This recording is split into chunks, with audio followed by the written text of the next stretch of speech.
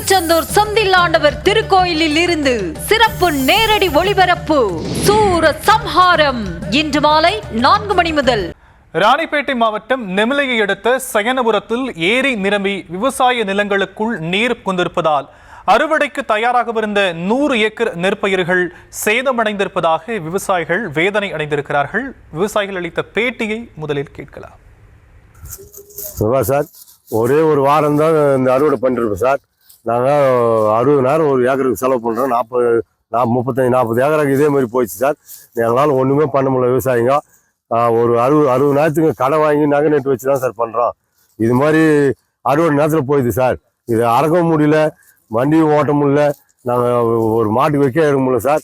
பசங்களை படிக்க வைக்க முடியல. நீங்கள் ஒரு அதிகாரி போய் பார்த்தாலும் எந்த அதிகாரியும் வரல சார். இது வரைக்கும் எங்களுக்கு தக்க நடவடிக்கை எடுக்கல. எங்களுக்கு எதுவுமே சொல்லலை சார். நீங்கள் எதனா கவர்மெண்ட்டில் பார்த்து செஞ்சால் தான் சார் நாங்கள் போய்க்க முடியும். இல்லைனா அவன் சூசைட் பண்ணி தான் சார் சாவோம். ஒரு கந்தாந்தவரை இதே மாதிரி பண்ணுறோம் சார். நாங்கள் அதுக்கேற்ற வேலையும் போட மாட்டானுங்க. நாங்கள் எத்தனை போய் கமிட்டியில் பட்டம் அவசரப்பட்டு நாங்கள் போட்டால் கூட இங்கேருந்து சேர்க்கறதுக்கு பெரிய கஷ்டமாக இருக்குது சார். என் பேர் சிகாமணி சார், சயனபுரத்துலேருந்து பேசுகிறேன் சார். இது பற்றிய விவரங்களை செய்தியாளர் அருளரசன் வழங்க நாம் கேட்கலாம். அருளரசன், விவரங்கள். வணக்கம் ஷாம்.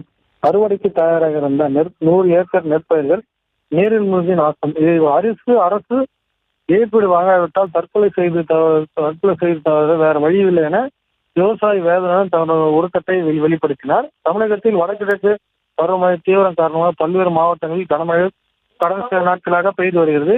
இதன் காரணமாக ராணிப்பேட்டை மாவட்டத்தில் தொடர்ந்து பெய்து வந்த கனமழையின் காரணமாக நெமிலி அடுத்த சயனபுரம் பகுதியில் உள்ள ஏரி நிரம்பி அதன் உபரிநீர் வெளியேறி விவசாய நிலங்களுக்குள் சென்றதால் சுமார் 100க்கும் மேற்பட்ட பரப்பளவு கொண்ட ஏக்கரில் பயிரிடப்பட்ட நெற்பயிர்களுக்குள் புகுந்து அறுவடைக்கு தயாராக இருந்த நெற்பயிர்கள் தண்ணீரில் நனைந்து மீண்டும் முளைக்கின்ற நிலை ஏற்பட்டுள்ளது.